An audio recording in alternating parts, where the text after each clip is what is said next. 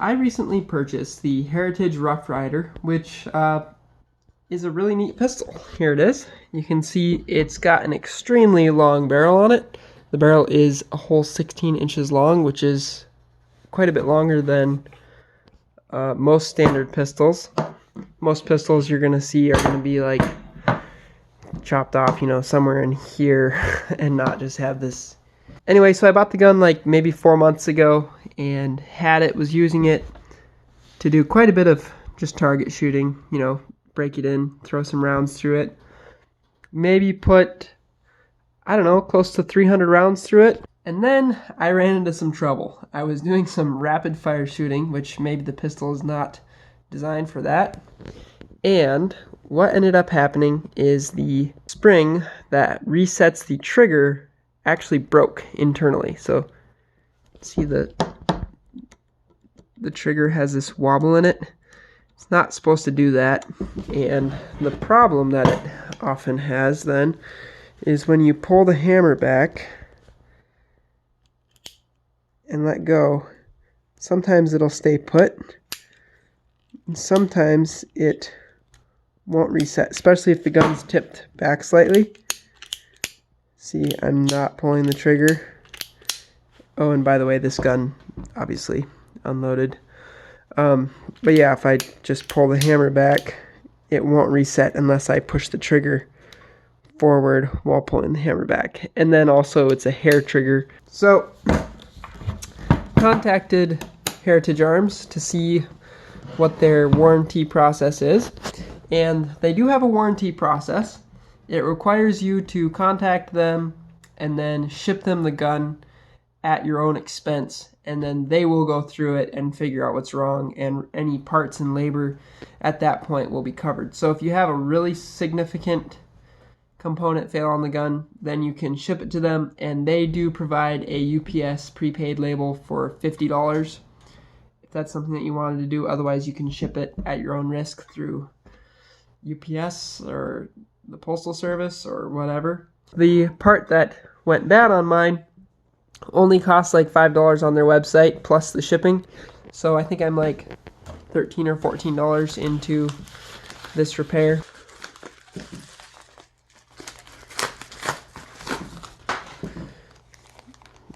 Little spring just comes in a little bag.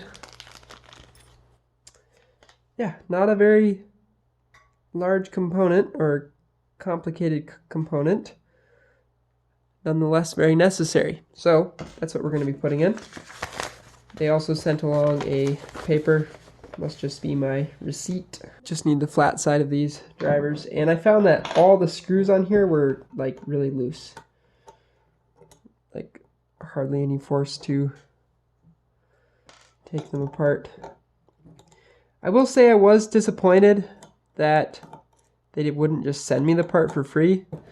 But then again, this gun only costs like $190 new. So it's not like they're making a killing on you. So they just have to charge a little more to actually get it to you. And 2 more screws on the back here that need to be removed.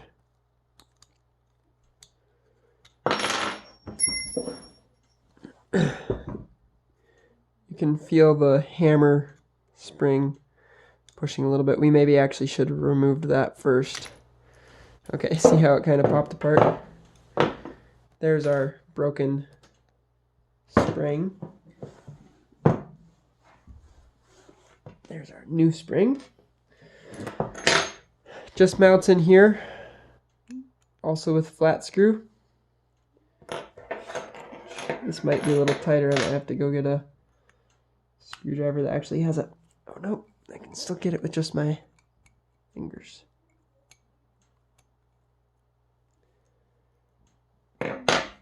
So you can see exactly what failed on there.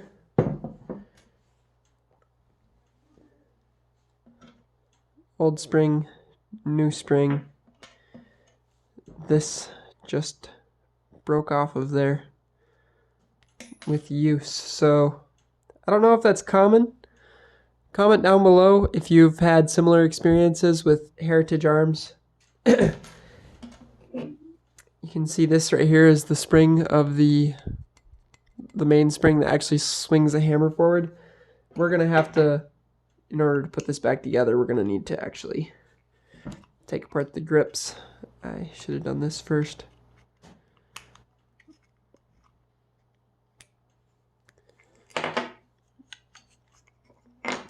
You can see the main spring is pretty easy to remove. You just slide this pin out. And then I think you can just push this whole piece out of the body. Oh, maybe not. Maybe we don't need to do that. Now I'm in doubt.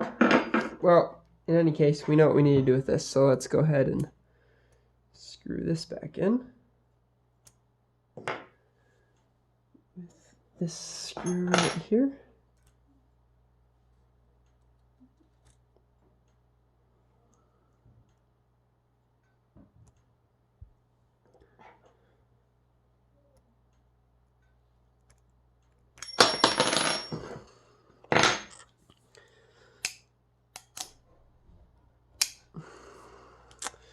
Should be all that's required for putting that in. Now we can go ahead and reassemble. Okay, apparently I didn't actually need to take off the grips, so I was not mistaken. Oh yes, and there's a spring. This spring right here. I think it just pushes on, yeah, it pushes on this arm for the loading gate.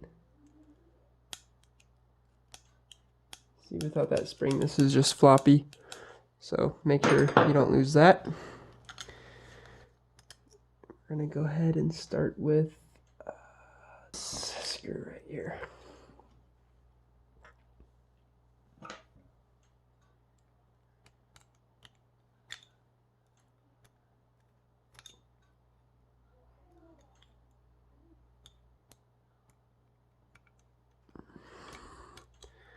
I think that these maybe could be just tightened up a little more than what I'm doing here. I was very surprised at how loose they were. In fact, while using the pistol, it actually, that screw right there started threading out, the one that the hammer rides around. Two more in the back.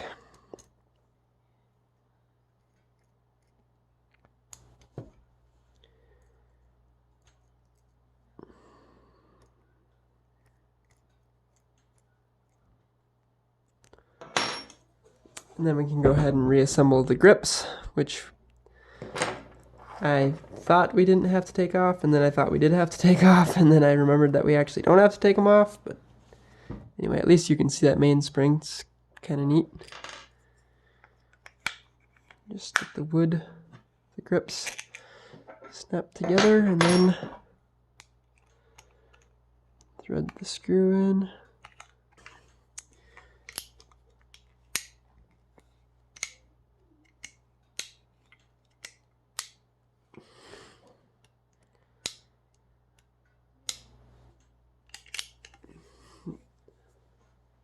Very nice. We can just, with it on safe here, it's got a hammer block. I'm just going to pull the trigger just to ensure that the mechanism is fully functional. And the answer is yes. So it looks like we're going to be good to go on that. So anyway, I hope that you found that helpful, and comment down below if you've had any experience with these Heritage firearms pistols. In Minnesota, I really enjoyed them. Ruger makes a very similar pistol, the Ruger Ranger, I think it's called. But there's an old Minnesota law that prohibits the sale of certain guns that have metal with a lower melting point than a certain threshold. And because of that law, they can't be sold here. So this is what we use here. But anyway, I hope that you enjoyed, and talk to you later.